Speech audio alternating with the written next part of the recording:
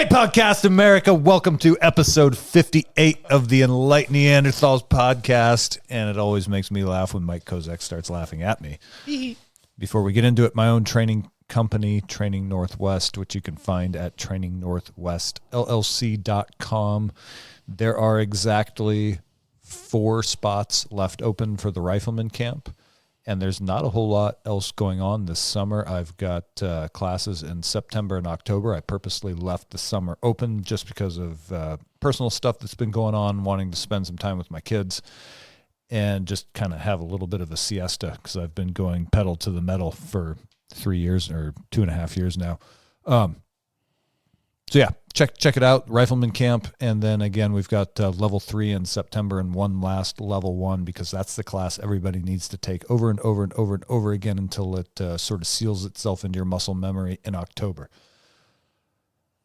Electric North pantheon of podcast. And I'm going to start with Endless Endeavor with the homie Greg Anderson because I'm going to be sitting down with him day after tomorrow to rant and rave a little bit. And by the time you guys hear this, that'll be in the can, probably released a week from now as you're hearing it. Mike, who else do we have? We got Will Notel, Patriotic Islander, my people, representative of the Pacific and all my indigenous thoughts. Mm-hmm. Yeah. Christy Campbell, Coffee Talk. Is it Coffee Talks? Or Talk. I think it's just talk. Talk. If your coffee's talking to you, we got problems. Yeah. We got to go. Something. Coffee Talks. Yeah, I was just going to say, I call that something completely different. Yeah. Yeah, just a short kind of 15, 20-minute podcast in and out. I believe so. Yeah. Yep. They're good, though. They're motivating. Yeah, exactly. I think she does a really good. She is quietly extremely good at marketing and advertising. Yeah. No, leave it at that. Bobo the Clown, is that? Yep. Bullshit the clown and her in her fucking pumpkin outfit and magic show. Yeah. We need to get her back on the show, actually. Yeah, soon. Those We got my other homie, Tyler Stanaway, Stones and Bones himself, the Compassionate Viking podcast, and you can get a hold of him at the Compassionate Viking podcast at gmail.com. And again, he's doing plant medicine ceremonies at his place in Stanwood, Washington. It's something I believe in. It helps me a lot through my own experience with PTSD. And I think that, again, I think I said this last week. In America, we are just chock full of mental health issues, and the pharmaceuticals aren't fixing anything. They've been around since the 90s, and the problem is worse than ever. So it's time to look at other options, and this is one of them. So I'm not going to tell you it's for you, but it's something you should at least consider. Do your research. There's a lot of information coming out of Johns Hopkins and Harvard Medical that you can look up on your own. Don't take my word for it, and then get a hold of Tyler. And then one more, Mike. Danny Leyland, White Belt Mafia. Yep. Learn about the trials and tribulations of getting in the game of strangling. Yeah. Okay. This was a off the cuff episode, and it kind of wandered a little bit. We kind of wandered, and we kind of kept it on track pretty well, I think. Yeah, we got hit by our HR department, so we had started with a little social engineering, Trump Derangement Syndrome. Yeah. Wandered into public information systems and pipelines, critical thinking. Oh, dude, who's doing the intros now, baby? Sorry, go ahead, Mike. No, you're go ahead. No, you're killing it. Yeah. Hey, enjoy the show, everybody. There we go. All of this has been topics. Let's talk about Trump Derangement Syndrome, because it was it yesterday that Trump was convicted of however many felony charges? Yeah. Okay. And this is, as best I can tell, like at first I laughed about this, but I think this is a real thing. Or maybe it's back to what like Tyler and I were talking about with the programs, where people are so entrenched in this being triggered by Donald Trump. And not only do they do it almost without realizing it, but they also feel like they are vindicated in it. You know what I mean? Like, it's a weird thing to watch grown-ass men and women throw a temper tantrum and then excuse it away as, well, because of Donald Trump.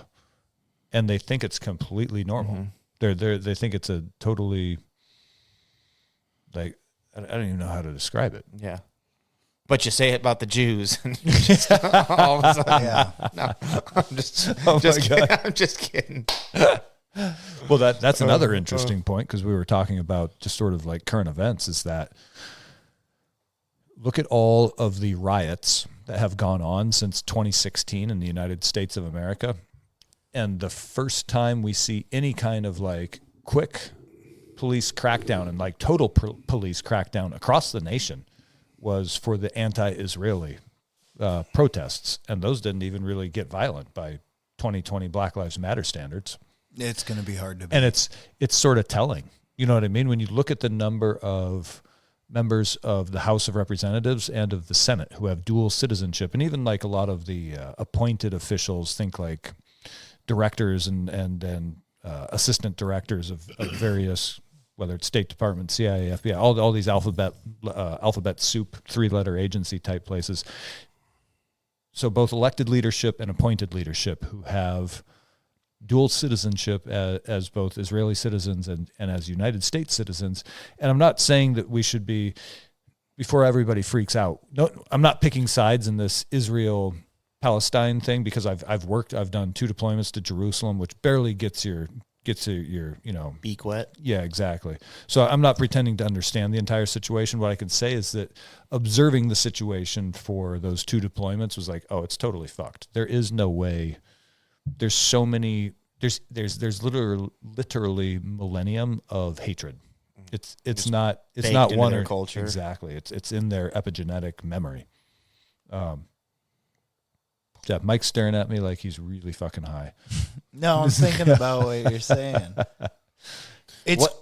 Go ahead. Oh, sorry. What I was saying is, I'm not picking sides in the Israel-Hamas war, Israel versus Palestine conflict. What I am saying is that it's very telling of Israel's influence into the United States government, that it was fairly, again, by 2020 standards, by 2016 standards, think Ferguson, Missouri, and all the Black Lives Matter riots in 2020. This one got put down really quickly when these pro-Palestine protests were significantly less violent than the ones that were allowed to continue on and on and on and on. And a lot of us think will be allowed to continue But on most and of on them this were summer really because on it's an college election year. campuses, weren't Yes, they? most of yeah. them. And I'm sure there's a lot of money coming from Outside rich Soros-funded Jewish donors and Oh, yeah. stuff, and Yeah. senators. And it's Sorry, like the other direction. Yes. So yeah. So Soros, it's what's the Soros Foundation called? I don't know. God dang it, I can't think of what it's called. Anyway, it was found that foundation was funding a lot of the Free Palestine protests. And then, yes, there is a shitload of... I don't know that the Israelis fund a lot of things in the United States. I'm not saying Israelis, but wealthy Jewish donors. Oh, How much yes. money gets donated to colleges? I'm sure there's a huge amount of money towards like NYU and places Yes. from rich Jewish. And I'm sure they were on the phone with the president going ham about to pull funding. Yeah, endowments happen all the time for colleges. If you look at Harvard's endowments, it's in the billions. You're like, wait, billions? Right. But that How much do they charge Yes. just to go to school and their endowments? Yes, I agree with that. And I think the pressure also came from... And those endowments come from people that have money and are connected to politicians. Yeah. And so it's like, hey, whoever's running for this political campaign, they need donations. Well, what do you and guys... money. Hang on. Well, let me say this. Because Mike's sort of like pointing that it's not the... You're trying to say it has nothing to do with the fact that we have a bunch of, again, elected officials who have dual citizenship in Israel. What do you guys think about not the fact, or the idea of any elected official at the federal level or even the state level? Should they be allowed to have dual citizenship with another country? Because it sort of seems like that's a conflict of interest. Yeah, I I don't think think you can. I don't think so. What if you're born somewhere else and you come Stay to there. America? Then don't be a senator here. And if you want to take a leadership role in this country, fine, but go all in. But You can't be Yeah. one foot. can you be Yeah. president if you're... No, you have to be born on Yeah, U.S. you have soil. to be born on U.S. soil. But a so senator, it's like you're... a senator, a congressman can definitely have dual citizenship because a lot Yes, do with yes. Israel again. Yeah. And what I'm saying is, if you want to be in a leadership role in this country, that's something you volunteered to step into, you should be all in. Like you're jumping into the deep end with both feet. You're not dipping a toe in the shallow end. Yeah, I don't think you should even be citizen, allowed to have fucking land if you aren't a U.S. citizen. Like, I don't think you should be able to buy land, let alone rule over it. Yeah. You know what I mean? Like, yeah, but then you're stopping people. There are good people from other places. No. They just come like, here. But they need to and renounce their if they want to be in a leadership position in the United States of America. You need to renounce your citizenship in another country because in order to be a leader, you have to be completely committed. Yeah. There is no. I don't want a half-ass leader at the national. I don't want a half-ass leader. I don't want a half-ass leader at the team level. Imagine if you and I were on we're in a fire crew. Let's say we're in a fire crew, and we've got to go deal with one of these wildland fires where the wind whips up and overtakes the guys at 70 miles an hour, and they got to get under their little reflective shelters. Do you want a small unit leader who's on his phone, like checking his Instagram, and is kind of every once in a while checking on you guys and watching the fire conditions? What? And or do you want him fully in the game? You want him engaged. Yes, and that holds true at the political level too. They should be fully engaged and fully committed to this country if they want to be in a leadership position for this country. Mm-hmm. He's flying the helicopter, and he's the only one with the parachute. You know what I mean? It's like, what? So just anyone that comes to the United States, if they want to be a senator or a congressman, yeah. I'm not saying any person. Yeah. I'm saying anybody who wants to be elected leadership. Yes, you should not be allowed to have dual citizenship. Yes. Mike, tell me you're stoned without telling me you're stoned. A little bit. But the point I will make is I think for like common people, right?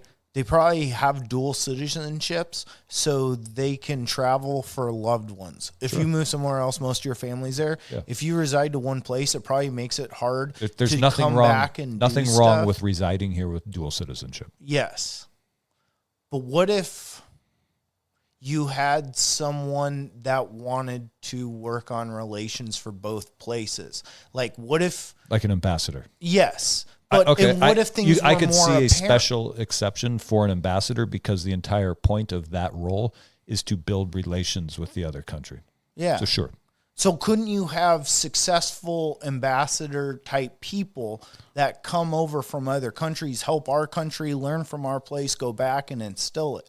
I hear what you're saying, that like making it mandatory. I don't know if there's much that we want them to learn here that they take back.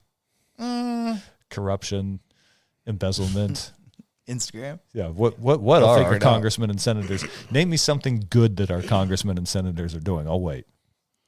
You know, it does seem like most other countries, their biggest export they take from us is like culture and fashion. The Nikes. Yeah, but that comes on the private market. They're not getting that from our ambassador. Yeah. But that's what I'm saying. Our biggest export. But back to what you were saying. Culture. What does that have to do with, again, elected leadership? And ambassadors are not elected, they're appointed.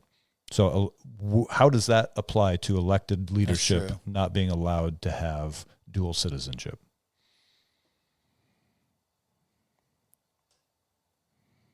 I don't know. I've never thought about dual citizenship and leadership, really. Like, I don't know. If you want to be a leader, be pot committed. I feel like... And if you're not willing to be full commit, then don't run. To me, it doesn't matter. There should be more oversight over leadership. If there's one thing you should do, everything should be like, there should be agencies just scrutinizing, like, not scrutinizing, monitoring. If you're a public official, you're allowing your life to be public for this amount of time. I think as soon as that stops, you're able to do deals, bribes, things like that. My idea of a utopian future for me is like more of a machine-driven thing in a way, like, or Mike Zedong, where people have the vote, but it's much more apparent. It's open. There's transparency in what's happening. I think if there was more transparency, it would eliminate corruption. Like, yes. It doesn't matter if you're from China. Voting on your fucking cell phone isn't going to increase transparency. But if it's required, if there's a system where like your social security, your identity, like there's a direct correlation to who you are. Like an ID or something? Identities are getting stolen by the thousands these days. But how much infrastructure does... It's a good idea, but it's not feasible right now. It's probably not feasible in the next 100 years. No, but how much... People's identities are being stolen in fucking batches from servers. There'll always be people working at stealing your vote it. Can be cheated. But how much work has the government ever put towards identity theft? It's all private. How much has the government ever been good at? That's what... Well, yeah. This motherfucker wants a fucking world dictatorship. Yeah. Mike Zedong over there. Yeah, but we don't have transparency is the reason. How would you ensure it if you gave... Yeah, how would you ensure it, though? Constant videotape, and it's public to every person. No, you're an elected leader. You're leading this country. I mean, maybe there's certain things that shouldn't be talked about, but God damn it. I mean, that's where Mike Zedong comes in. Shouldn't every citizen have the vote on if we launch a nuke or not? Yes. Or what was that TV show? Big Brother, is it? Yeah. But that's what put him in the Big Brother house. Is. If this isn't fun. You're an elected official. That kind of is what the Capitol and the White House are supposed to be. Yes. Interesting. But transparency is gone. So to me, I don't think it matters like where you're from or what. Like if there was true accountability, I would say transparency. I would say they are so overtly corrupt at this point. If you're paying attention, it's honestly it's weird to me when people think there is not corruption at the highest levels of our government. They get their head because in the it's sand. Yeah, exactly. You have to be trying not to see it, I think. But here's the problem. Everyone knows money comes into Washington, but there's no direct transparency. Who's giving what for you to be like, this is kind of fucked. But weapons manufacturers, medical industry, and just the system of the system in the United States are the top three earners, and it just... But there's no it doesn't get talked about. It doesn't get disseminated. You don't get to see who's paying what in donations. If there was transparency, you'd find all these skimmed payments and there's no website or anything that allows you to look at this. There's a Nancy Pelosi tracker. Yeah, the Nancy Pelosi stock tracker or whatever. Her husband's a genius. He just keeps making right picks, and everybody's like, whatever. What are we going to do about it? Yeah, it's frustrating as shit. But I think that's something though that leads us into the next evolution. Like at our gym, there's a transparency. There's a lot of openness and honestness, and people tell you what works for them. And I'm being honest, and it's true because for the last 3 months they kept trying to do a certain move one way, and it wasn't working. And they figured out if they approach it from the other side, they can get the move and they bypass someone, right? When they tell you how that works, there's a lot of honesty going out, and they're being truthful about their blood, sweat, and tears. There's an honesty in the public that is not being felt right now, right? There's not a lot of transparency, and you're seeing the one thing that hits the hardest is independent journalists, because they're trying to bring you the what's happening right now on the streets. And you don't really have that with CNN. You don't have it with Fox. You don't have it with MSN. You don't have it with Google News. You don't have it with the stories of really what's happening. Yeah. Reuters, AP, all of it is scripted propaganda. You have to go to... So transparency is that rawness. And that's what it should be. Well, so the media's, or I should say the reporter's role has always been to penetrate the veil of secrecy that the government attempts to hold. The federal government has almost, as far as I know, has always tried to, run end games around the citizens and hide money and embezzle and blah, blah, blah. And in the past, it was being a reporter was kind of like a intrepid it's a career, because you were going to go step on toes and ruffle feathers and whatnot, but you were sort of trusted to keep the purse watchers honest. Yeah. And we don't have that anymore because the mass media has been captured, as they say, by the special interests. So they don't report on any of this stuff. They just report, you can turn on CNN and you can hear, hey, the economy's going great. Motherfucker, Gas is headed towards $5 a gallon here very shortly. Yeah. And Groceries are out of control. Groceries are out of fucking control. Yeah, out of control. I paid like the boys were coming over, so I went and bought a bunch of like apples, oranges, and pears, and some granola bars and eggs and sausage for the morning and stuff. It was like $200. Yeah. And this Crazy. was 2 shopping bags that I could carry in my hands out of the grocery store. Dude, two steaks Yeah. for a good steak, gentlemen. It's like you'll go to places $55, $65. It's like, what? This is why. You're talking at a restaurant or at a grocery store? Grocery store even. Oh shit! It was $90 for those Phillies. Oh shit! Yeah. Yeah. Damn. Thanks. So I'm gonna need that $90 whenever you got it. No, it's crazy. I didn't even think about it. Yeah. I I didn't say think about it, you know, and then all of a sudden it's just like, holy shit, like things To take the boys out for a burger and a milkshake for 3 of us is $100. Yeah, it's wild. Do you ever have you're like, I'm going to throw a party and you're like, we're going to barbecue and I'll get booze and we'll invite everyone.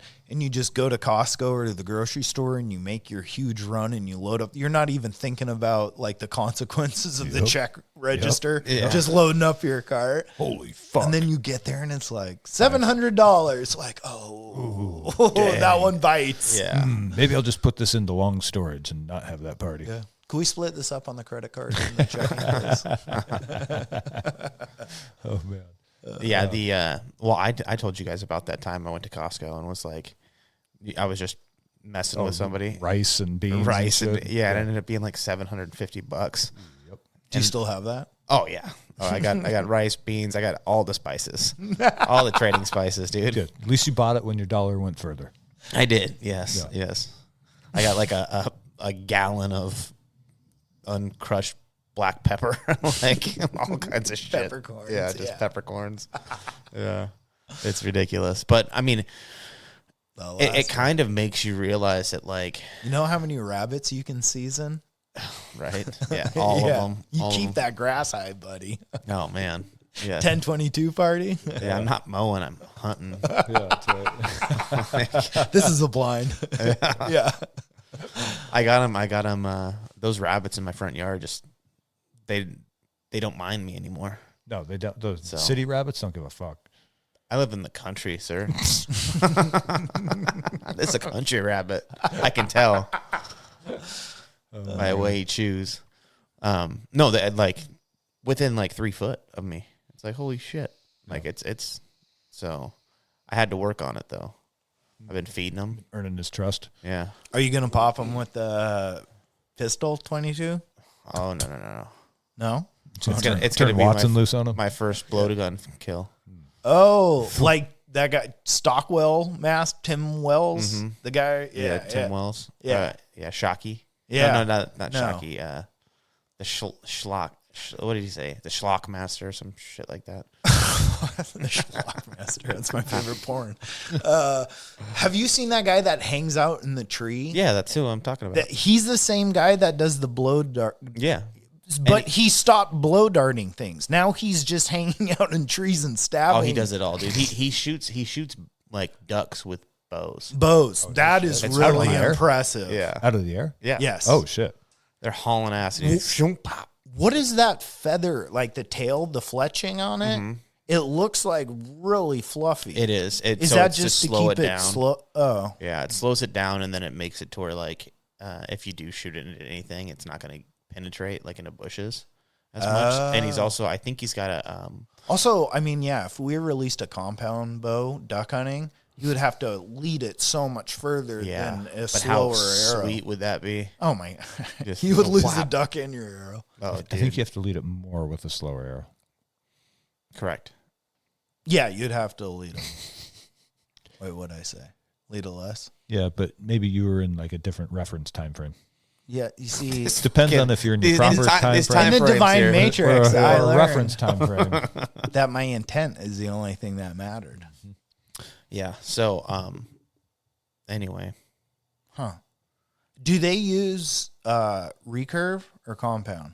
he's got this weird like it's a recurve, but it's a compound, and like the limbs, it's like if you took a recurve and cut it and then like shortened the limbs and bent, it's wild. It's wild. So there's no cams in it, Does But he it's finger like- draw, or has he got a release? I honestly, I don't know.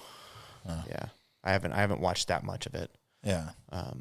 to know what he's doing, but it's pretty impressive. to Have you see seen other somebody shoot people a duck bird hunt that way? with a? I've With a seen. bow? No, I can't say I have. I think he's really the only. That's the one only one I. Yeah. But I mean, it's absolutely crazy. That's wild. Yeah, I think a recurve might work better I think too. for duck hunting. You're not getting the speed that you In the really action want. eye hunting, it's like I need to load arrows. Yeah, dude. I can't. Yeah. Well, he has the snare too. I think he puts a snare on the front of it.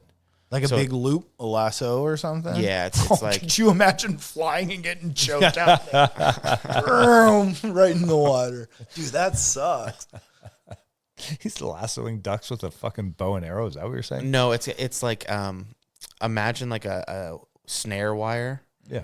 that Hangs a loop off the front of the arrow. yeah, but there's 4 of them, so Yeah. it makes it really big. Just the fact that you can lead a duck with a arrow with a loop of wire on it and it'll fly right through it.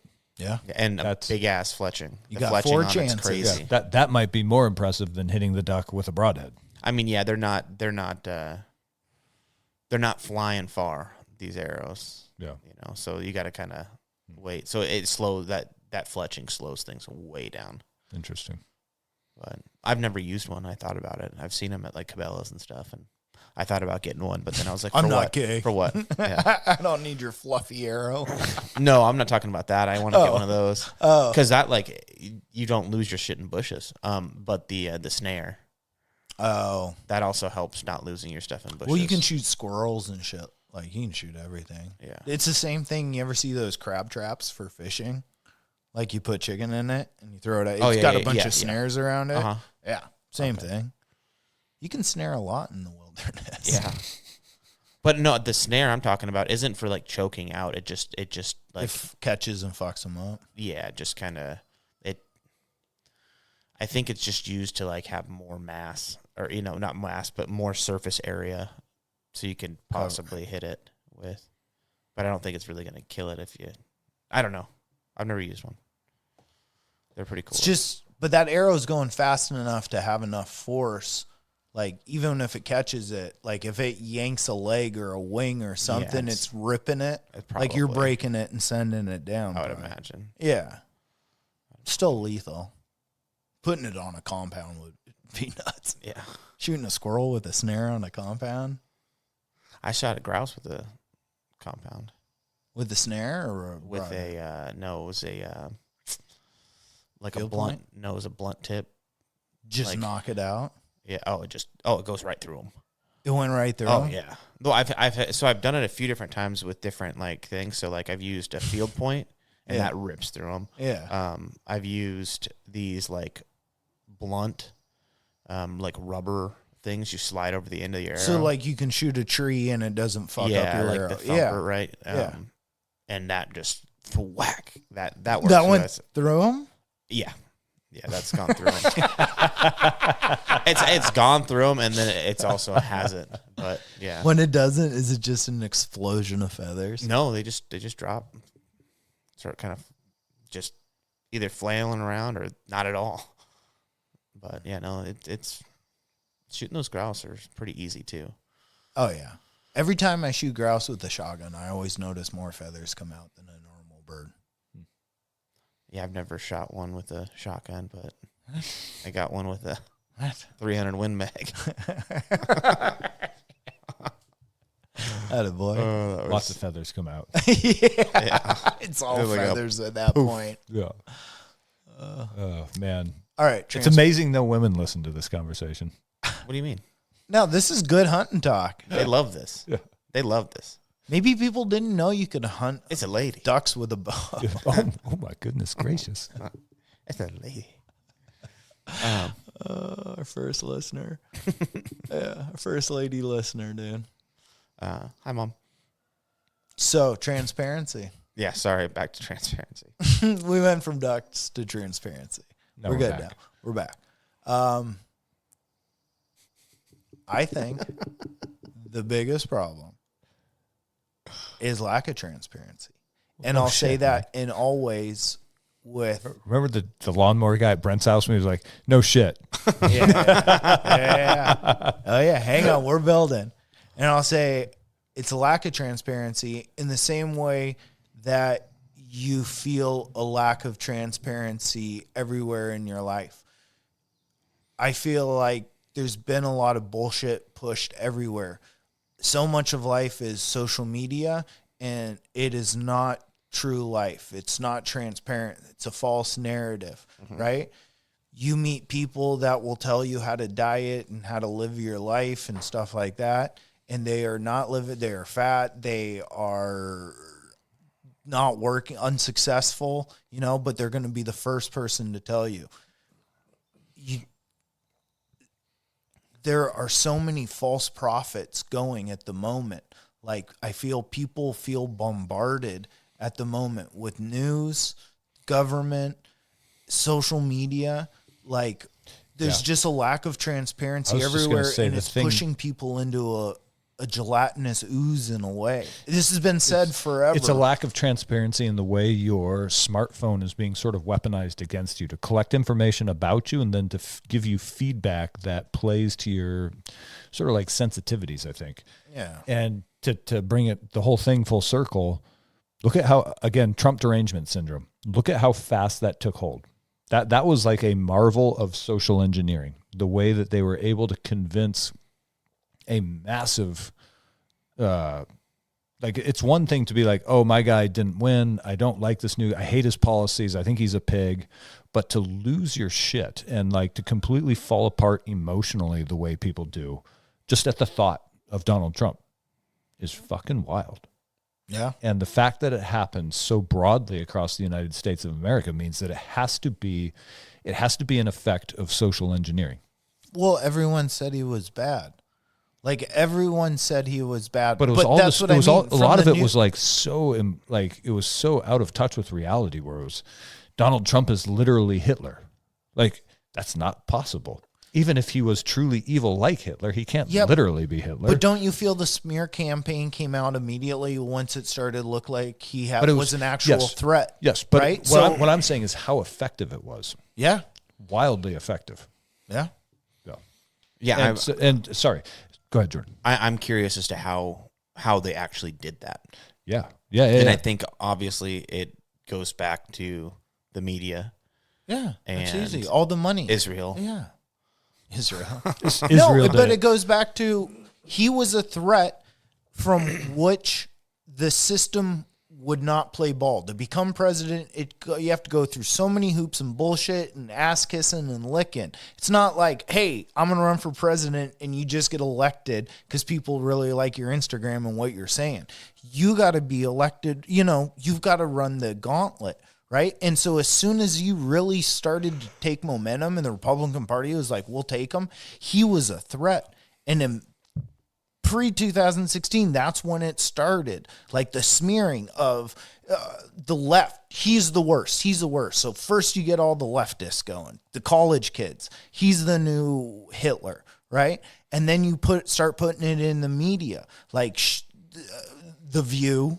Those kind of ladies, Jesus. Right? But then you go for the unbelievable news. that you just penetrate all these houses of people who are mindlessly consuming programming. But They're then you run a story. Run a story how bad he was. Who started that? Hillary Clinton's campaign committee during that election. He's a Russian asset. Yeah. Right? And maybe that's the highlight. how people, they just got brainwashed. It came in every feed.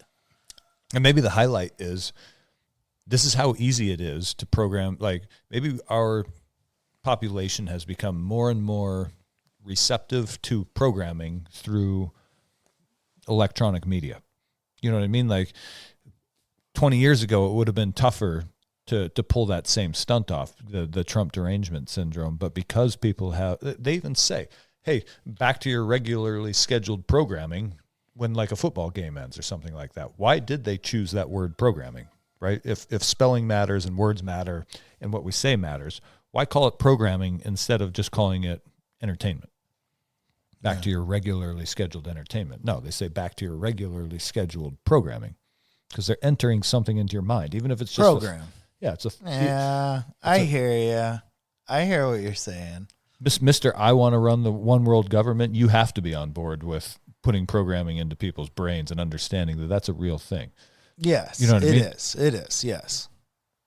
And so when did the television come around? The 1950s. So now we're 70 years into electronic programming, and I wonder if what we're experiencing right now with sort of the decline of the nation is an effect of that, where it's been so easy to control people no longer have independent thoughts. They go to public school, they watch TV in the evenings, and they've learned that you get rewarded at school for regurgitating the information that you're told, and then you go home and turn off and don't have any sort of independent or critical thinking at home because you're just watching your programming on your television, or these days you're scrolling it on your smartphone. And even if you think you're part of the resistance because you're watching accounts that put up, anti-establishment propaganda, you're not. You're just those accounts might very well be owned by the same people who own the accounts that claim to be 180 degrees in opposition. And really, you're the mark as you sit there and scroll and you're like, yeah, I believe in this. I agree with that. I agree with that. But really, you're not taking action. You're just passively, yeah, that's right. I gave it a like. Heart. But it's not action. It's inaction. And so they've made people complacent into inaction while they think they're part of the resistance, but they're not. Yeah, because sharing it and that's still not doesn't do that's a not, fucking no, thing. Exactly. Yeah. And just going to some other motherfucker who's going like, yeah, you know what I mean? Yeah, Like, I'm part of the resistance. It's just, I don't know.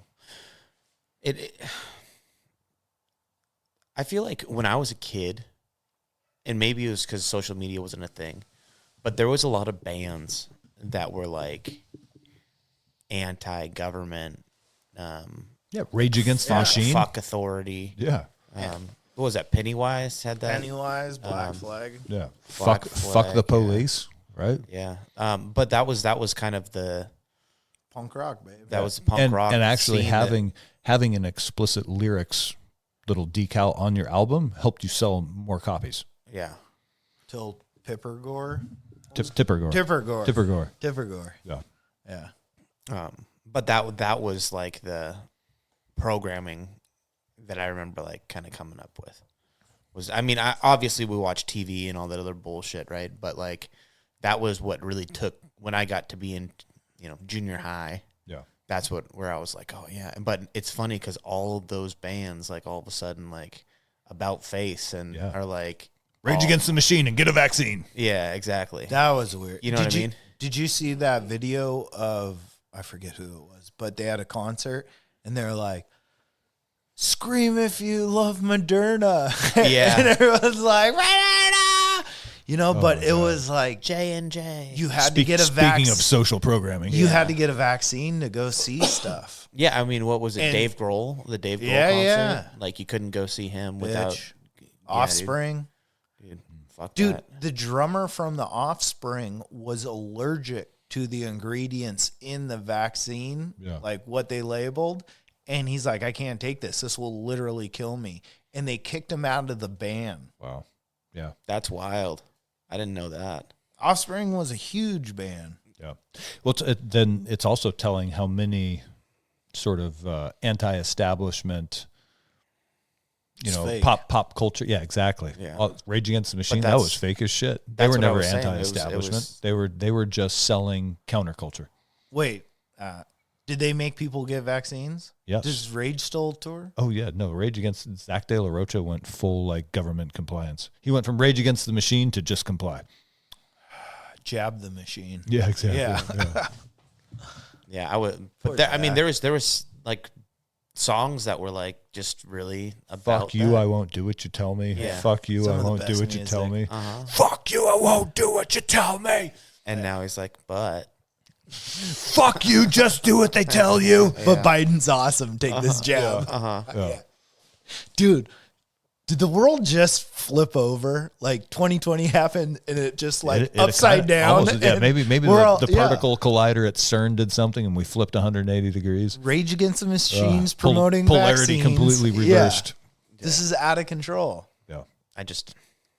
I remember The Jews are killing people or forming genocide. You know, like what's happening? Yeah, you're right. From the Holocaust to The Holocaust bombing war. Gaza indiscriminately, which, to be fair, every other quote unquote civilized nation on Earth has bombed other populations indiscriminately. So Yeah. yeah. Well, I was going to say earlier when you're kind of talking about that in the very beginning, like Pearl Harbor happened. How many Americans died in Pearl Harbor? Probably like 1,000. Yeah. So that was our like October 7th, right? Mm-hmm. And what was the retribution for doing that? Yeah, we Dropping fucking nuclear bombs. flattened Europe and then Yeah. flattened most of the Pacific. Yeah. But see how 1,000 people can lead to How many- hundreds yeah. of thousands How many to millions of of- people? yeah. Yes. And what Interesting. I think even like conservative estimates say 1 million Iraqi civilians were killed during the occupation. 1 to 2 over. Yeah. Yes. Yep. Jesus. But it's all civilians, just like every war. It's Yeah. civilians. Yeah, I think World War II killed like tens of millions of civilians. Oh, like Maybe even more. And that's no. you don't have accurate numbers out of Russia, which is probably might be even tens of millions more. It's tens of mil. Hang on, yeah. I got to. No, you're right. I got to though. Yeah. Google. Because I think the overall was like 25 million people died in World War II. Yeah, that's a staggering number. But it's the same thing. Like I said, Pearl Harbor, 1,000 people died, then millions would die.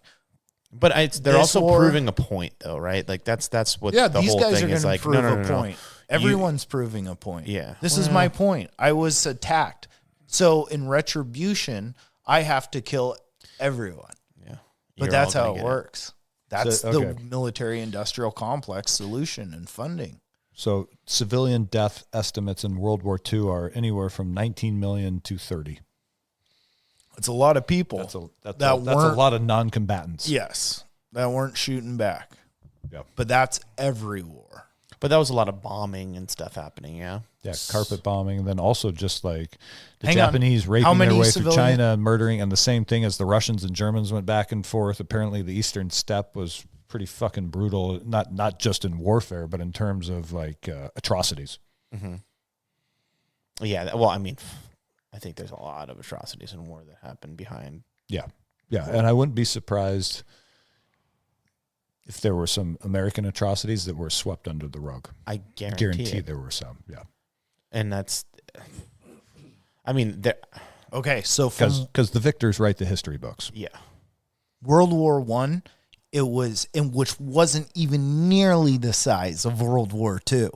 World War II was on two fronts. It's on almost every continent. Yes. Yeah. But I mean the European and the Pacific campaign. Yeah. But World War I, it was 9 to 13 million civilian deaths. Yeah, and that's So it's just like- in Western Europe. And that's not planes. I mean, that's a couple planes and some hot air balloons and weird stuff like that, which sucked to be a pilot.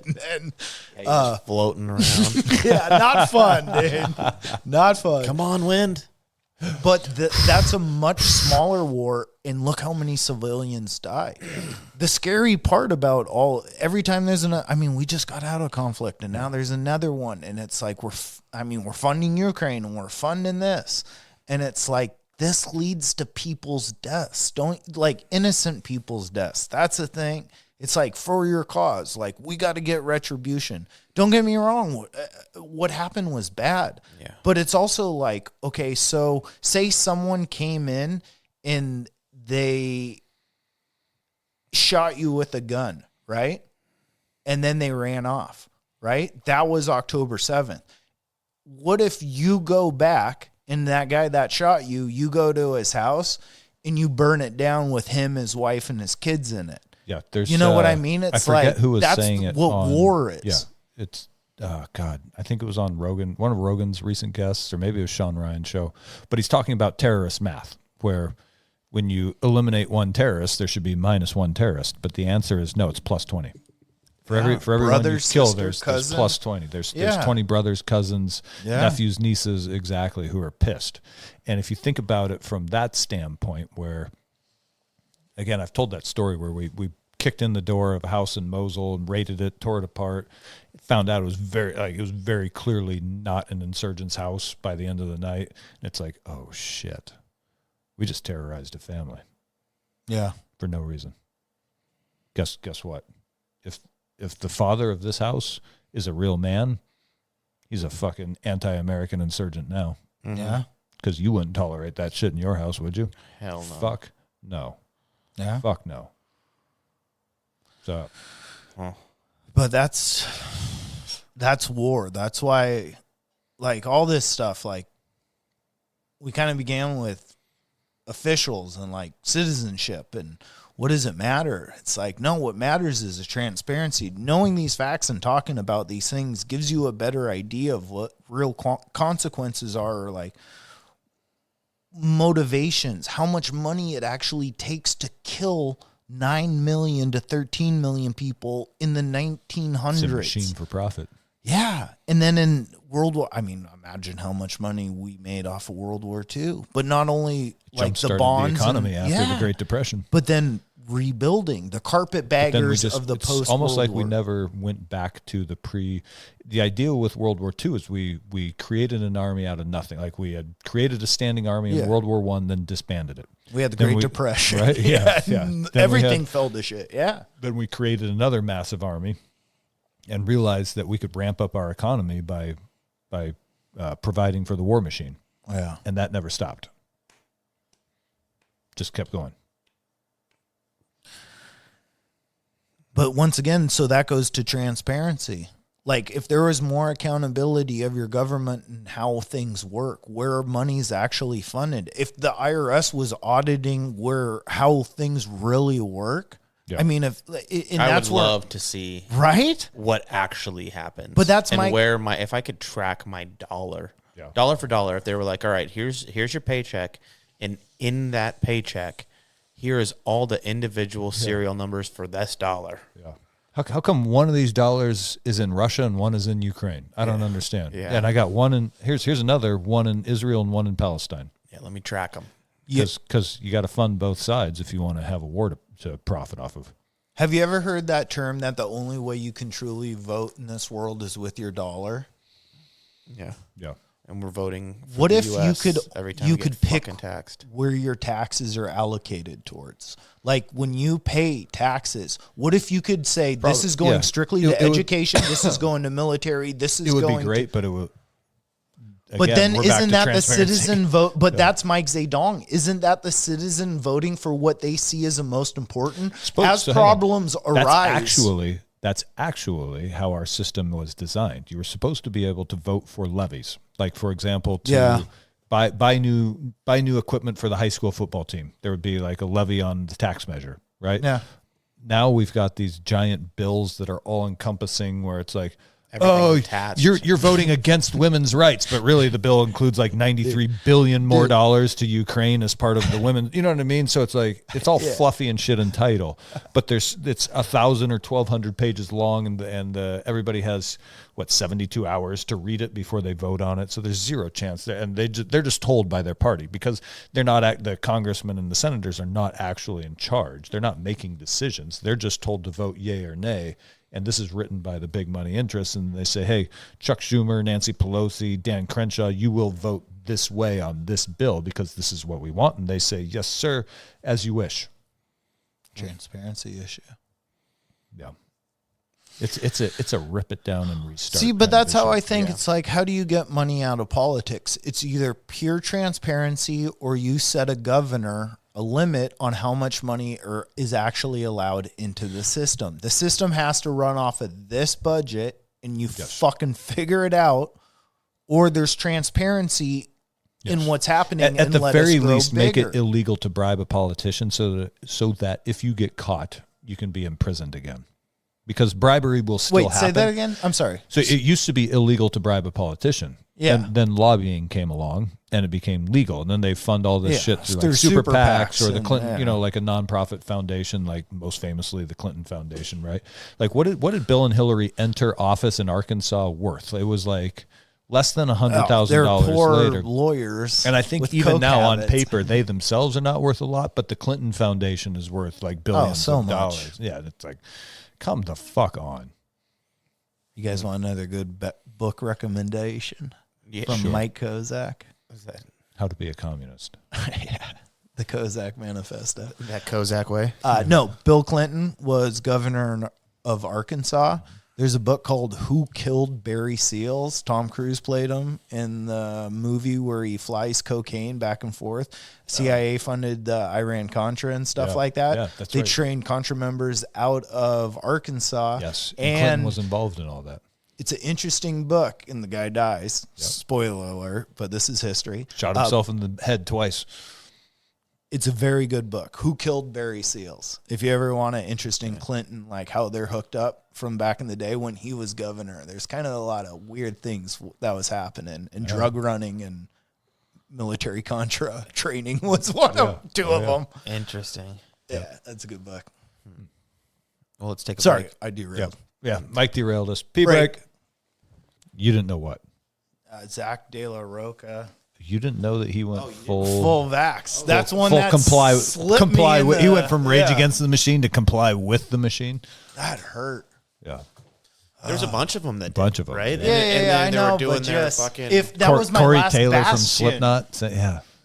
Slipknot went that way? Slipknot went full compliance. They already had the masks on. Yeah, let's be right. honest. Yeah. Oh, that fucking hurts, dude. Yeah. Because, like, Jordan said it. He's like, punk rock, like, fuck the establishment. It's like, that was the 60s into the 70s and the 80s of the hardest of metals. The wildest thing is that middle-aged moms and dads who want to eat organic vegetables and eat whole foods have become the new counterculture. Yeah. Like just somehow by default, I became counterculture, which somehow is cool in some way again, just by being like, I don't trust that. Mm-hmm. I'm just trying to be healthy. Do you think current boomers trust that? Like their mentality What do you is mean by trust current that? boomers? Are you talking like people my parents' age? Yes. Do they trust what? Everything. The system. Trust it. Trust. I can tell you my mom does not. But I on average, I think boomers are the first generation that lived a truly suburban life. Like the suburbs came into existence after World War II. And with like, fuck that cat. Like, go cat toss. Mike just tossed a cat that jumped into his lap, and his face was priceless. I hate that cat. Oh my god! So the boomers were this population boom that create that in a lot of ways necessity led to suburbs, and the boomers are the first generation that grew up in the suburbs. So they really, in some ways, are the first generation that grew up apart from living off the land, having to do a little bit of even if you were able to afford things from store and from town, you still had to do a little bit of living off the land prior to World War II. Yeah. And so I think that's when the disconnect between reality and perception probably started.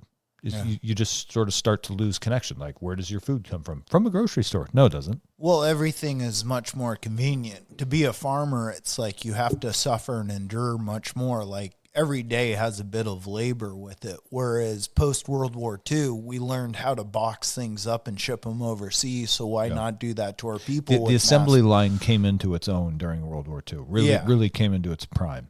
And that began sort of this idea, like you could make a living just punching a rivet machine or running a drill press. Yeah. Making the same part over and over and over. Like you could potentially... You're going to have a house. You're going to if you want to right now, livable wage. You could spend 30 years at Boeing drilling the same 4 holes.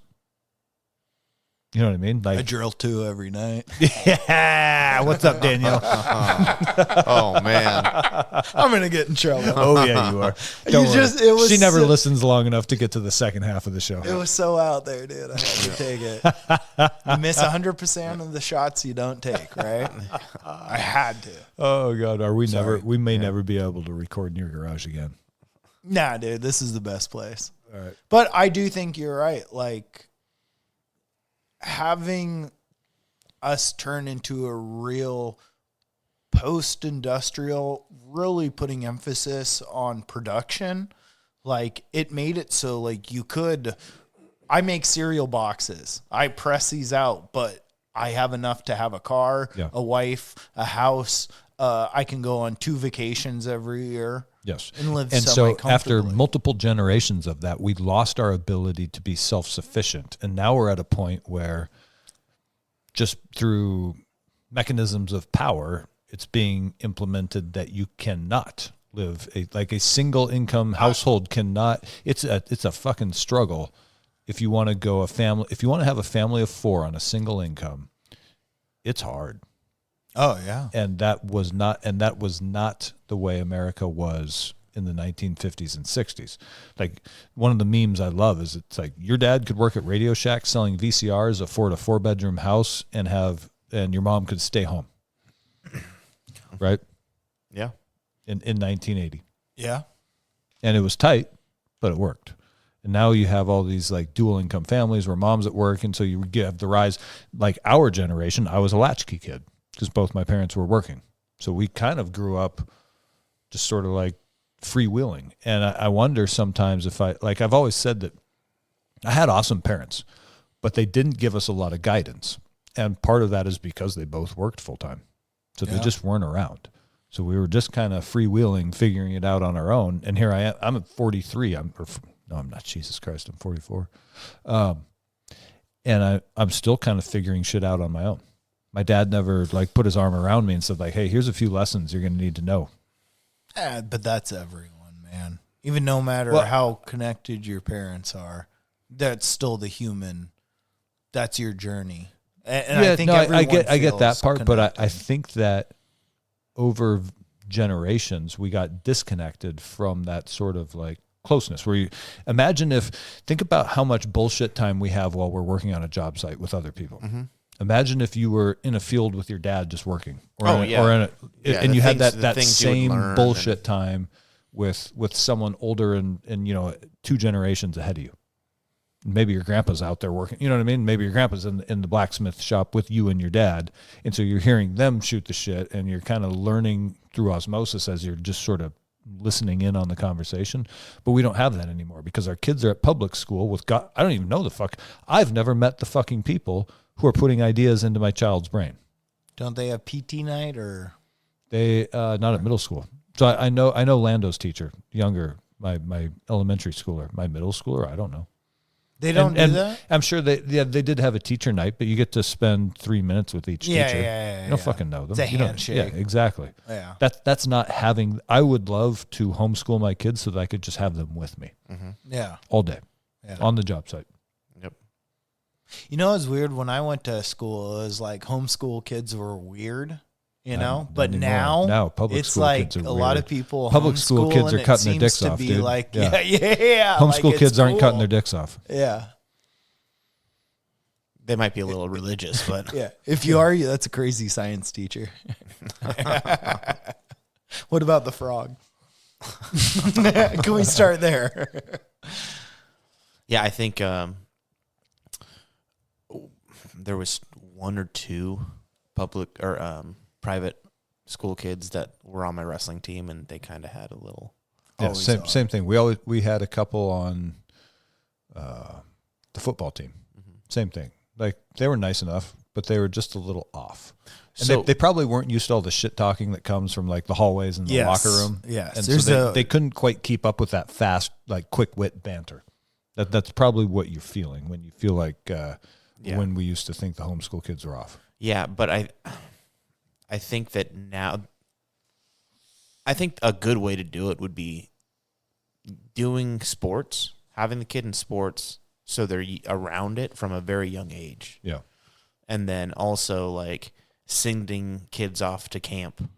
Yes. You know, space camp or whatever, whatever. Yeah. Boy Scout camp. Whatever Go they're fucking into. Whoa. paddle a canoe or. Yeah. Yeah, no. It's good. Listen, I'm not saying go molest the kids. I'm saying go paddle a canoe and shoot a BB gun in the woods. Yeah. Jordan was like, whoa, Boy Scout camp? That's not what I meant, dude. The summer I became a man. Yeah. And a woman. Actually, what I think would be the best model is homeschool co-ops. Yeah. Where you get a group of parents who have kids of similar age, and you kind of look at the parents and say, hey, what are your strengths, right? Like, I'm good at math. I could teach up to 12th grade math, no problem. And so I would teach math class, twice a week for 2 hours. Do you have you know what I mean? Yeah. Go ahead, Mike. Do you have a TI-83 plus calculator? You know what I do. Yeah. I will. Good boy. Yeah. We can do some matrices. It's sitting on. Yeah. It's sitting on. Oh wait, hang on. Was that the graphing calculator? Yeah. Or the Oh no, I have the scientific one. Less fancy. Oh. I did have a TI-83 for a little while. I can lend you I was mine. kind of sad when it broke. Yeah, That they're was- cool. that was a handy It's cool machine. for data. Yeah, it was like great. just putting in formulas and it can work. Calculus and fucking run out the graph for you. It was awesome. Parabola. Yeah, but I'm not qualified to teach Spanish, right? So then you'd have to have okay, okay, it says so. So I'd have to have somebody else, like the neighborhood co-op would have to have like a native Spanish speaker who could teach Spanish class, and someone has to teach English and reading. You know what I mean? So Don't look at me. what would you teach? Jim. Yeah, Yeah. that's right. I'll get you some of those. I'll get you some of those bike shorts with the 2 snaps or your balls hang out the bottom. He needs a collared white shirt, the gray like sweats, a polo, and a whistle. Yeah, Yeah, and the polo gym shirt, teacher. Yeah, the polo shirt has to have a mustard stain on it. Yeah. You are my gym teacher, Joe. No, I something like that. I mean, you could. I said, get up that rope, fag. There's so much more that you could do with like that. You go, oh, guess what we're gonna go do? We're gonna go fishing. Mm-hmm. We're gonna go hunting. We're gonna go do and that's now somehow enrolled in. We're gonna butcher education. a sheep. We're gonna butcher a pig.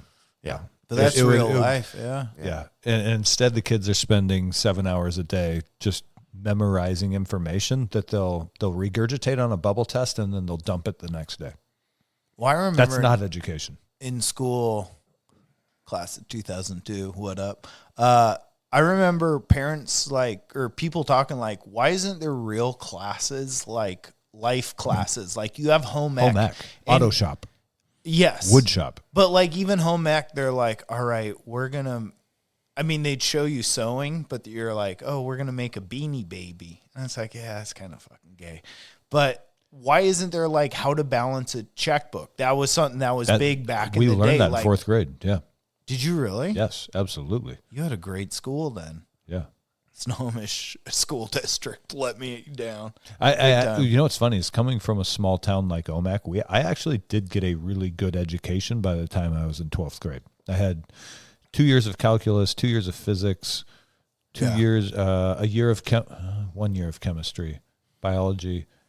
But and part of it was that I paid attention and actually tried in the math, and I loved chemistry and physics. And calculus, to be honest with you. Oh, fucking Rhodes Scholar over here. Yeah. Well, because it like at an age Everything where you're sort of explains everything exactly, you're else, like, yeah. holy shit, this is how the world works. Like It's a good I business. understand why all these things happen. For a kid who likes to light a fire, like to understand that you need this triangle and you need to get some combustion going and some oxidization. When you understand it on like the molecular level, then it makes it much easier to start a fire when you're out in the woods in the middle of the winter. Yeah, And the same with break shooting. it down. If you understand the trajectory and the different forces acting upon the bullet when you're shooting, it's much easier to become an accurate shot because you understand what you're doing on a much smaller, more basic level. So math and science are kind of cool. What I've noticed is that, and I was talking to a coach from Eastern Washington, and he was saying that their school was building them a new shop. And the shop was just this badass thing. And he was like, oh, we have welding and tractor mechanic, diesel mechanic stuff. Yeah. And so he just started going down all these like absolutely handy fucking classes. And it's like, that's genius. That's not in Western Washington. Yeah. They don't have that here. No freaking way. If you pop a GFCI button in your bathroom and can't figure out how to reset it because it popped in another bathroom because this bathroom's wired downstream of that one, and you can't figure it out, to call me to come do it is going to cost you about $800. Can I bring it back just a hair on all this? Like, But hang on, sorry. Imagine if people knew how to change their own oil, knew how to troubleshoot their own electrical and plumbing in their house, and make basic repairs. The amount of savings they would have every year. but Right? Because you start to learn, people can't even patch a fucking leaky shingle in their roof anymore. And that's just overlapping pieces of tar paper. Yeah, you guys can, but I can't. We're dinosaurs. I'm always worried about roofing. But isn't it weird in an area that's so like they need all that help, and these skills seem like you're saying, growing. There was an attitude Up that they was somewhere- below you, that you don't want to be blue collar. You want to be Yeah, white yeah. collar, college educated. And turns out that art history degree doesn't do a fucking thing for you. But these are all hill people skills, Yeah. right? Yeah. But They're all they're the technical schools if you for weren't at these- school and you were hanging around with your dad all day, they're the kind of things you pick up along the way. But all the schools for these things are in cities, like the vocational Votech, schools and all these Votech areas. Because if you grow up in OMAC, you learn it hanging around your dad. Yeah. But there are all these huge schools. Like there's all these car ratings for the stuff we do. Oh, I see what you're saying. Right. Like the mechanic. Like Yeah. All institutes. your certifications, all your electrical. It's probably not in Nebraska, in the Midwest. It's probably in a density, maybe electrical, Houston, Texas. I don't know. Electric. No, I mean they're all over the place. Yeah, They're up in they're- Podunk, Mount Vernon. There's ones where I all went. over. But that's still kind of in the there's- west side. Yeah, but there's east side ones too. Yeah. There's Spokane. There's shit all over the place. It's not. You certainly got to drive farther to get to a school, but that's just that's part of density living rural is you have to drive further for everything. Yeah.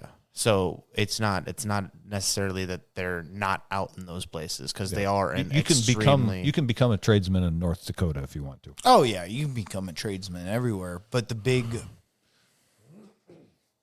I thought the biggest schools for that stuff are always It in probably like is. LA, Well, sure, Seattle, probably the highest enrollment, Chicago. but that's because the highest population density, and then yeah. So you're gonna need the most of them. yeah, But it's weird for people to be in that genre of like we're learning to poo-poo someone else for learning. Yeah. Because they think it's a lesser. It is, Once but again, it goes to like back, tribal. back to but- Jordan's but that- point, it's making a resurgence. People Yeah. are they're looking Yeah. around and they're like, who lives in the nice neighborhood? Well, there's a plumbing truck, there's an electrical truck, there's a lineman truck, and they're all, you know what I mean? When you drive around the nice suburbs and people and you go, oh, Raise your hand if you got a 4-year degree, and then it's like, oh yeah, then you're driving. and you can't afford your apartment. Yeah. It's weird because that resurgence isn't. I mean, some of it's due to a lot of people going into tech and stuff like that, but a lot of it is people going in for bullshit degrees.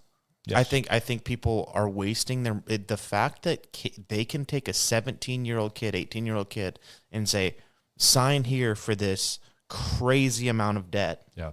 With no guarantee of income on the backside. Got No. my master's in tuba. But just to, I mean, Yeah. dude, Yeah. I just saw Yeah. this thing that these girls are like celebrating the fact that they got like, I don't even, women's history and Women's black study. culture degree. You know what I mean? Like there were wild different degrees. That's like absolutely. It sounded like they made them all up. Yeah. And maybe they did. But it's like you're not going anywhere with that. You just put yourself into financial prison to get this degree that leads to no income. Yeah. And that's, I guess people need to look at like the risk versus reward, which is if you're going to go to college, what's the reward? Yeah. And if you can't name the job you're going to do on the, like, obviously if you go to medical school, you understand what you're going to do afterwards.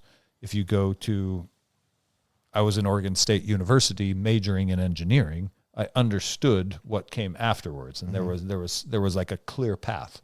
But if you go to, Evergreen Community College and major in Chicano studies, what's the backside? Yeah. What's the plan afterwards? See, but that's where the paradox comes into effect because it's like for everything that exists, there should be someone that's like Dude, there should be like a class of Chicano studies that like There is. 1% of no. 1% of 1% takes, and these are the best in the field. But to sell a degree of that to millions and millions of people, it shouldn't even be a college class. You're because saturating. You can just go buy the books and market. become an expert. Like Mike, we've become. You and I have a master's degree in World War II history. No, but right? enjoy it. But we didn't pay for the credits. Yeah. But it's because we're curious about it, and so we constantly consume information about it. Wow. So we have a master's degree level of understanding of it. And you can, anything that is not making you money but is interesting to you, you can do that same thing for. Like if you're really passionate about women's history, go to the bookstore, dig in, like fucking go for it. But it's not going to turn a profit. So you should never spend money. But there should be academics in it. Well, you shouldn't like an archaeologist. There should be someone so obsessed with certain hang on. things. Think about who's pushing the limits of archaeology right now. It's Randall Carlson. And he's not a trained archaeologist. He didn't go to school in archaeology. He's just somebody who's curious about it, and he follows his curiosity. Yeah, it's transparency. You can be into whatever you want as long as you're pushing those boundaries and you're looking for what I'm saying is you don't need to spend $180,000 on an education that you could have got for that you could have got $4.50. You could have got at the county library. Yeah. But yeah, exactly. Perfect. But you need other schools. Like you have to have those for that library to exist. All those books of those extreme things, whether it's physics, studies, it's always PhDs. There has to be meccas for ideas to be thought about. But those meccas are broken right now. Yes, no, much agreed. Because it's no longer an education. It's no longer truly education. It's indoctrination. But that's what I mean. No, engineering's still valid. Chemistry's still valid. Hard sciences, right? And we're talking, but the problem is everybody's into these soft fucking bullshit degrees that they're getting. Or and it's a joke. Yes. It's a fucking joke. You nailed it right there, unless you're going to go try and get money like Tobin's saying with that degree, it doesn't make any sense to do. If you're interested in it, go ahead and study it. But you don't need to have it fucking on a little piece of paper on your wall that says you got a fucking degree in whatever. Tobin likes World War II history. Yeah. Signed by University of Washington. But that's the problem, right? And then but ever since kids are little, I remember feeling like shit, thinking like, oh, I'm not going to college. Like, I don't want to go to college. And then, but all these kids are like talking about college and like wearing college t-shirts. Excuse me. He's got a cat on his lap now. Allergic to this cat. That's why I throw it. And but give it a try. Joey. You're allowing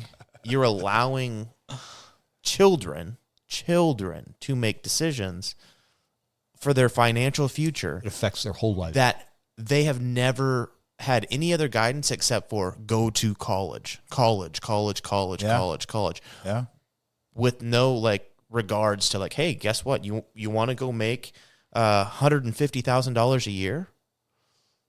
Why don't you go to that location? Don't get a 4-year degree and become a barista. Yeah. I know the amount of people I know with degrees that has nothing to do with what they actually do is staggering. And most good paying jobs could be accomplished with an apprenticeship. You can learn to become a computer engineer with an apprenticeship. You could learn to become an accountant with an apprenticeship. The problem is at some point what ends up happening is there's what the hell is that called? Gatekeepers that say unless you have this 4-year degree required. And you go, whoa, what is that? I get it for certain things, but then there's others. It's like, oh, you don't have a degree? We just want to see that you can have a degree. For fucking what? Why? Why do you care? Yeah. I get it in one aspect. Yeah, Mike's always pushing back. Let's hear it. It shows a form of accomplishment. Yeah. I agree with Jordan. Fucking wrong. Yeah. It shows that you Next can question. Kind of like the Rangers in a certain way. Like you can handle this shitty, like your force, you have these tasks, you have to do it every day for this amount of time. Yeah. It shows that you can endure. So, but maybe like you guys always say programming, maybe not all you guys, but maybe it's You're something saying that's a 4-year degree shows that you can endure to get to the end of something. If you 4 have to years. study math for 4 years, Now- it shows you're committed. I think And so, as an employer, I see that aspect of where it's like this guy spent 4 years of his life only to this. this kid But he got a didn't. C- But he average. But he didn't. Yeah, And exactly. he was drunk Chasing most of the pussy time. and drinking booze. Yeah. So let's be honest. Like they're handing these degrees out. But if your and math's what they're wrong, selling it's it with, easy to and this was see. true of my generation, is it was like 4 years to go party. And so really it's like your parents are like, yeah, you got to go to college and get a good job. And in your mind, you're like, yeah, but I'm also hearing that you just get to go party with girls for 4 years. So hell I've yeah, seen I the wanna go do pictures. that. I got my VHS of American Pie and Yeah, 12-pack Schlitz. Oh, let's go. It's like, this is a Ukrainian exchange student with my name on her. Oh, my God. Exchange. All right, never mind. Story time with Uncle Mike. Yeah, it seems criminal to allow a kid to make that decision, especially like It's just predatory as fuck. it seems like it. It seems like it's very much like Given but away by the fact everybody that you can't bankrupt yourself out of it. but everybody does it, yes. right? And everybody's So it's normalized. pushing for it.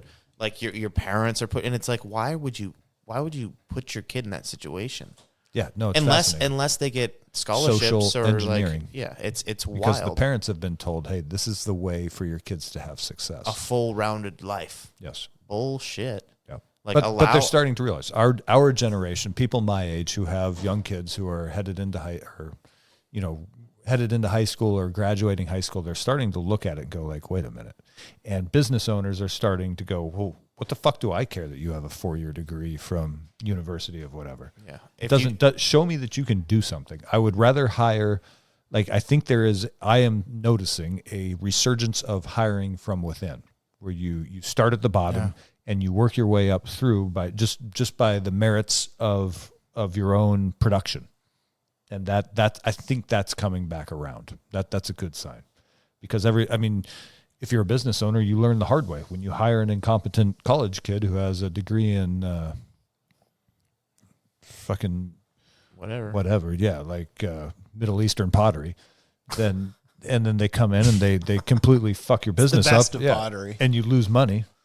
Well, now you know that like that decision hits you hard, and so you go, wait a minute, what the fuck were we doing? Why did we? Just because this kid checked a box that said bachelor's degree or master's degree, who cares? Who cares? I want someone. The most important thing a person can do is get shit done. And if you're a person who can just, like, I can teach a monkey how to do whatever. I want a mindset of someone who gets shit done. Doesn't make excuses, gets out of bed with a plan. That maybe theirs is the real moneymaker. When you are handed, like, okay, here's a real life example, right? So I just started a new project this last Tuesday. Show up on site, there's nothing there. There's a project manager to kind of introduce me to everybody, hand me prints, give me a rundown of budget, this and that and the other, like his best understanding of the project. And then it's like, okay, what next? There's no plan. There's a project that we were contracted for, and there's a schedule. Ready, set, go. Make it happen. You just have to sit down with a pencil and some paper and a calendar and start looking at, how do we do this? How do we start? We have to start, we have to work through it, and then we have to figure out how to put a bow on it and wrap it all up. Yeah. And that is the real skill. That's, if you want to make money, learn how to just start from nothing. Well, what does it take? You need to teach people how to think dynamically. Yeah. Like, I want you to rake all these leaves. All right, I raked all these leaves. And they'll come to you. Leaves are raked. Well, now I want you to dump those leaves. What you're looking for is a person that can problem solve and have experiences. And I think that only comes through, like, repetitions, like jiu-jitsu. You only know what to do in jiu-jitsu from doing it over and over and over. So, like, hiring within, as you're saying earlier, is smart, because the more you have people doing repetitions, They're laying on its feet though. the more you have people doing repetitions, are constantly getting better. So hiring within is like you're grooming. Yeah, you're hiring. Yeah. You're taking your exactly, dude.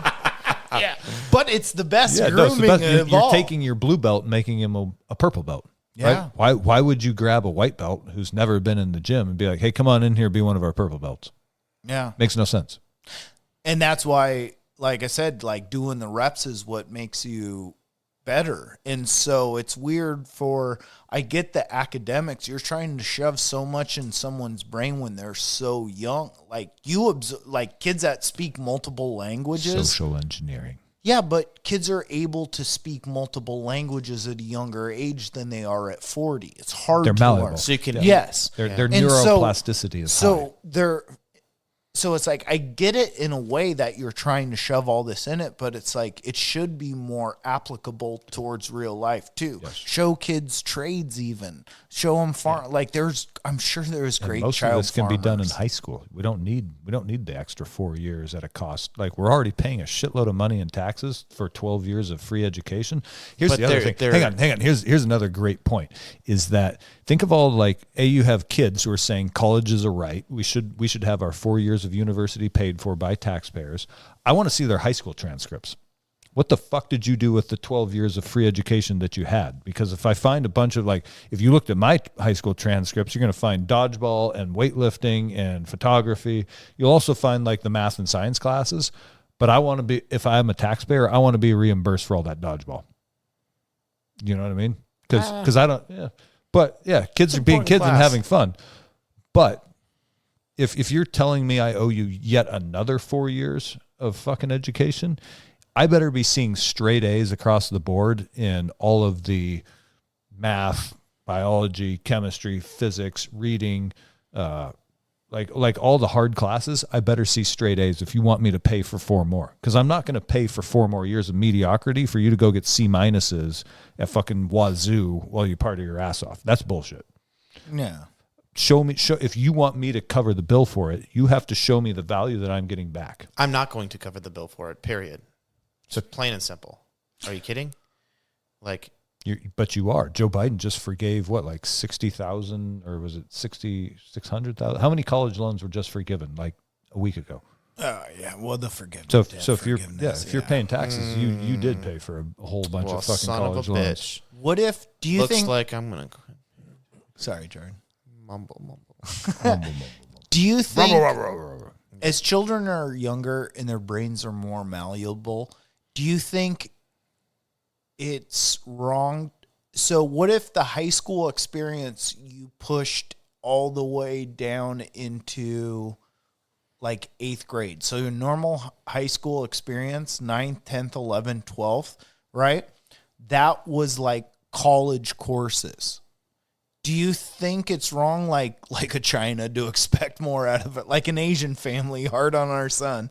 We're gonna push education down your throat way harder. We expect a return. And then here's high the thing. school would by be 7th college. grade, if you're clearly not an academic, or maybe it's 8th grade, well, now we steer you more towards shop classes. There's nothing wrong with that. Yeah. Well, that's Like Jordan and I make a great living as electricians.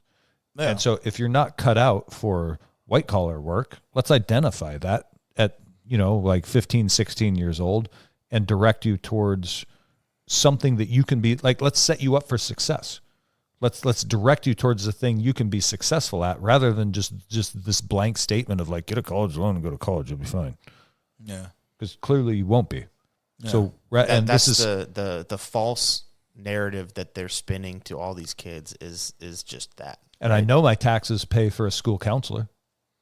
So isn't A fucking liar. yeah, isn't that their job, is to sort of work with the kids and identify, and which Their again, sexuality? and I shouldn't even say that because I know the public education system is fucking broken as shit.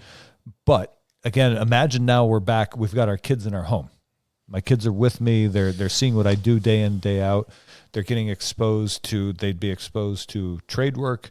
They'd be exposed to the business side of it. They'd be exposed to just like the day in, day out running of a household. That in itself is a great lesson in business, because you have to balance your budget, right? Yeah. That's business that's your first business, right? Is balancing your own personal household and making sure that your personal household does not go underwater.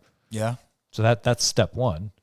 And then you if they were just kind of out in the world with you day in and day out, they would get exposure to a lot of different things.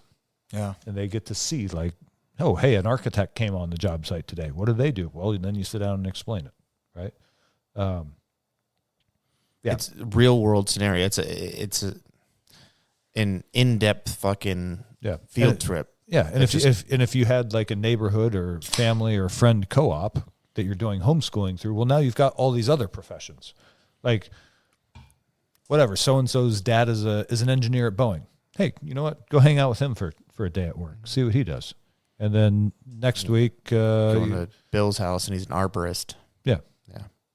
It would be cool to see the outcome of something like that, because I think you would end up with a lot more well-rounded kid with ideas of who they are and what they want out of life a lot sooner. And kids also have like fascinating ideas that if you're not just telling them to sit down, like they'll ask you quite, they'll be like,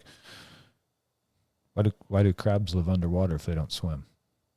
And you're like, shut the fuck up. We're doing this bubble test. We're remembering that kelp is green because of photosynthesis or because of chlorophyll. Yeah. More Like, wait a minute. Like, wait a minute. Slow down.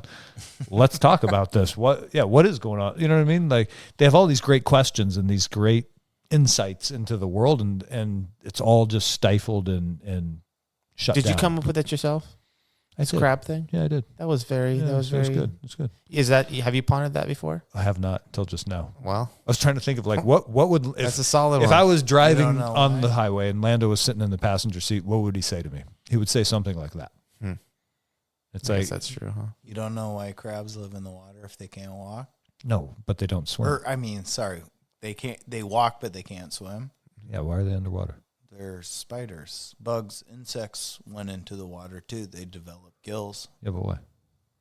But why? Evolution.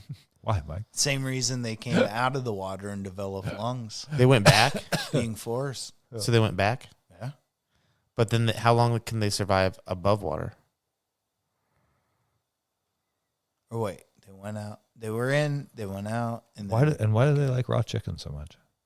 crabs? Yeah, I hear they like duck, really. Because raw chicken's delicious. Duck. Oily. That's why I use turkey. It holds the oil better than duck. shit. So turkey even better than duck, huh? Or chicken. I use it over chicken. You should try duck. We did that actually with some ones we shot. Oh. Didn't work. Oh, well. You know what really didn't work? James got an elk one year, and I'm like, bring me the liver. I'm going to eat this whole thing. Oh, God. Dude, he brought over like It was a when Liver King was 20-pound huge. elklet. This thing was giant. It's like, here you go. Just killed it the day before. And so I'm like, I'm going to Sear it up. Yeah, I'm going to put it in a little egg wash, and then I'm going to flour it, and I'm going to sear it real nice with some onions. Did it real quick. It's like, this is going to be awesome. I cut into it. Oh, God. Garbage. It tasted like dirt, pine cones of the forest, the rest of the forest. Yeah, it tasted like that. An animal. It was the harshest thing I've ever eaten. You got to let it soak for a little bit. But it was weird. Like, I could taste the forest. Have you ever eaten like Yes, frog it's legs awesome. and you taste like mud? You're like, this tastes like a swamp. Like the thing tastes like the environment it's living in. Yeah, absolutely. And it's absolutely crazy, like sage and shit. Yeah, you can taste different things. Dude, this elk tasted like dirt and pine cone. It was horrible. Well, the liver did. Yeah. I couldn't eat it, man. Basically like it smells. Dude, I gave it to my dogs. Did the dogs The eat dogs it? didn't No, want didn't want nothing to do with And it. the crabs? Did you try it on crabs then? Oh, yeah. So we went crabbing. So, like, it was 2 years I had this liver. I'm like, it's nice and, aged. And this will be a perfect crab bait. We dropped 4 crab pots within, like, 200 feet of each other. I always like to find depressions on my little scanner, and then I'll put them all around that depression or close to it. And I always seem to find crabs in those. And 3 traps hit really hard, got 2 limits, The 4th trap, not one single crab was in my trap. That was what you were baiting with, just that?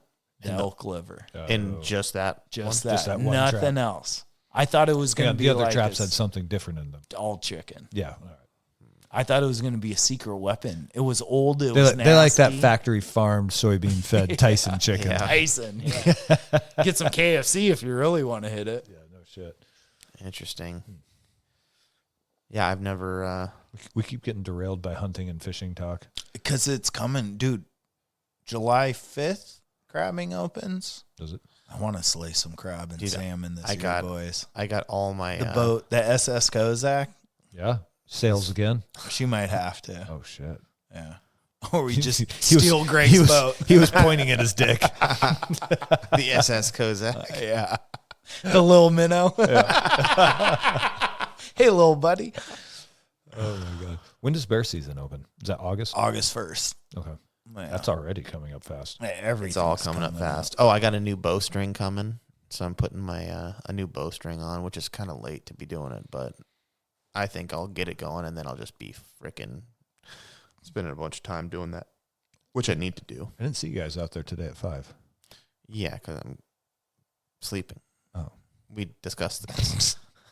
I got. Were you there? Did you? I was there. I was there. I didn't see you at 5 either. Interesting. I was there. Oh, really? Yeah. Shooting? You were asleep. I wasn't shooting. Why not? My Jordan's bow has needs to be Arrows? It needs arrows? Yeah, it needs arrows. Well, I stopped by that place. I didn't realize you have to bring the bow with you.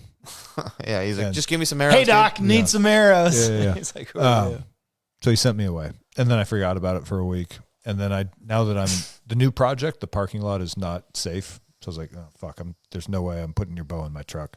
Yeah. So actually, tomorrow Lando has a football game at 1, so I'm going to go down there at noon. Do you know it's open? They're open on Saturday. Okay. Yep. Yeah, he's a good dude. Seemed cool. He was super nice. Because I walked in, he's like, can I help you? I was like, I have no fucking clue what I'm doing. My buddy loaned me a bow and I need some arrows. He's like, I told him you were coming in. I don't know if he... The same day. Yeah. And he goes, did you bring the bow? I was like, nope. And he's like, come back when you got it. I was like, roger that. right out the door. Yeah. It's nice though. You can grab a piece of pizza next to that shop. Is it good? Oh, Brooklyn Brothers. I haven't been in there. Yeah, I haven't been down there in a long time. Brooklyn. there's love a- thin crust. I love thin crust. What's your New favorite York pizza style. topping? And how do you feel about pineapple? Yay or nay? So, okay, you guys wanted to talk about dual citizenship earlier. I am torn at the heart. Grew up in the West Coast. Pineapple? West Coast are pussies with pineapple and ham on their pizza. Those I love are it. Canadians, It's fucking dude. delicious. Yeah. I love it, but that's a West Coast Add thing. like some jalapenos on there. My dad's side of the family's from Philly, New York, Sauce. Jersey. We only eat pies. First time I went there, they're like, you want a pie? I'm like, yeah, blueberry. They're like, get the fuck out of here. Fucking West Coaster. But thin crust, good New York style pizza by the slice. You give me a place like Mac's, dude. Now we're talking. Dude, But- over there, it's just cheese pies, pepperoni pies. Yeah, there's nothing wrong with like the savory, Yeah. but sweet and savory goes together. And so ham and pineapple it's fucking delicious on a pizza. I'll say it like this. You can do it well on a West Coast crust, a thicker. West Coast is all You don't thick. think it's good on thin crust? It doesn't transform. That doughiness with the savory and fat of the ham and then that sweet pineapple, it's like a pie, not a I East don't know. Coast pie. I don't know. It's Pear, sweet, dude. sweet and savory Want pear. together. Pear and pepperoni. You know what I like You is ever do adding pear- pepperoncinis pear to and cheese. like a Oh, yeah. meat lover pizza, which I don't know why it's been, or pickled peppers, which I don't know why I've never experienced this until now, but that What? shit is good. Like adding that saltiness. Isn't it crazy that there's shit like that in the world? You just don't know. You don't know. Yeah. Right? And then all of a sudden you're like, what the fuck is this? And then you try it and it's like, this is... It's tartare, and you're like, this fucking is- A, where has this been my whole life? Yes. So there's stuff like that. But that is exactly what it comes back to with like these kids. If they're not experiencing all there is out there in the world, they're just being like led down this very fucking narrowly path. constricted. Yeah, when they're there's exposed so to. much to go do. You know, and that was kind of something that I God damn, Jordan, this is why we have you around to tie it all together. yeah, like that. this is something that I struggled with when I was younger, was not having the means, or just not understanding, coming from the family that you come through. I think all kids probably feel this. You only know so much. And like, we didn't go on vacations. We didn't do all that kind of shit. It was like camping and fishing, and that was it, right? So and hey, nothing wrong with it. I still love doing it more than everything that's how else. my kids are growing up. But there's stuff that you experience later in life, and it's like, oh shit, I wish I would have had an exposure to this to know that it's okay to like do these things. Touch a man's wiener. I mean, maybe just to have the opportunity. Yeah. But the see if it makes you happy. Yeah, I don't know what was happening when in your childhood. I'm talking about like college. Oh, okay, yeah, whoa. Anyway, but I thought it was for experimenting. You're making a really good point, because diversity of experience is life. That is the flavor. That is the spice. That's what gives someone uniqueness. If someone's a drone or an automaton of everyone around them, it's not cool. What gives you enjoyment is seeing new things, experiencing new flavors, new people, new ideas, right? Well, and that's the thing. So, but just the same way, those people where you're like, I wish experienced more of this, and they didn't camp. You know how many city people could benefit from those experiences? You know how many people wish there were more woodsmen? What you're saying though, like everyone, that is like really a good key point, though, is a diffusion of experiences for broadening. No matter who you are, no matter how rough you think you are, do something heady. No matter how smart and PhD you think you are, do something rough. The more you can give yourself a broad sense of experience, it gives you more perspective and more zest, more life. Go see and then that's the thing. Like, you can go and see wild shit, random shows that just like, it's like, what the fuck is going on? I remember one time I ended up going to, and this is going to sound extremely crazy, but I did it and it was awesome. I went to an underground fashion show, and the guy who was the guy who was doing it, oh my God, didn't know how to sew. But he was like, fuck it, I don't care. I don't know how to sew, but I still want to do stuff. So tape everything together. He stapled everything. So he had these staples. And it was like a young kid. It was, and I was a kid. Yeah. And I'd never I thought Seattle was super far away. I didn't, all this different weird shit. And my friend, she took me down there and she was like, hey, we're going to go do this fashion show. By skateboard, that's a full day's journey. Yeah. Oh, man. We did it. That used to be our summer trip. We went down there and checked out this fashion show thing, and then went to some diner that was like a 24-hour diner after. What's the one with all the writing or the drawings? Beth's Cafe. Yeah. So we went to Beth's Cafe and chicken fried steak. Yeah, of course. The 12 egg. 12 egg omelet. Yeah. But that was just kind of the. At a younger age, I was in high school at that point. I think I was a junior or a sophomore or something like that. And I was just like, this is a different world. Like, there is a lot more out here than I'm realizing, I think. Yeah. And because it's like you get kind of put in your own little bubble, and it's like, I do this, I do that, I do that, and I do that. And then I see some stuff on TV, but that's it. But now, and I didn't grow up with computers or internet or anything like that. So it was like, it was not an option. Yeah. Why do you think I like being weird? Just the sex stuff, all or the just different, like in general? Just in life in general. All the different esoteric shit that just you find, life. And you go down the fucking rabbit hole on. Yeah. A mainstream, it's conventional life is not worth boring. living. You want something ridiculous to give also, you. It's also you have your own thoughts. If you're living right down the center line with what you've regurgitated from your programming, that's not you. You're not being authentic. You're just sort of like you've been programmed to if A then B. Yeah. And what we need to get back to is if A, well, let's slow down and consider it, come up with a couple different options, pick the one we like the best, and go from there. Yeah. Critical thinking has been damn near trained out. Yeah. Weird. I think people, when someone says that's weird, I think that should give you an indication. You should go look at it. Yeah. Some weird shit happening over there. Where? Let's go. Yeah. Grab some beer. Yeah. Yeah. All right. Stay weird. All right. So speaking of weird shit, it's almost 9:00 and I haven't eaten dinner. Mexican food? That doesn't sound bad. All right. All right. Good night, everybody.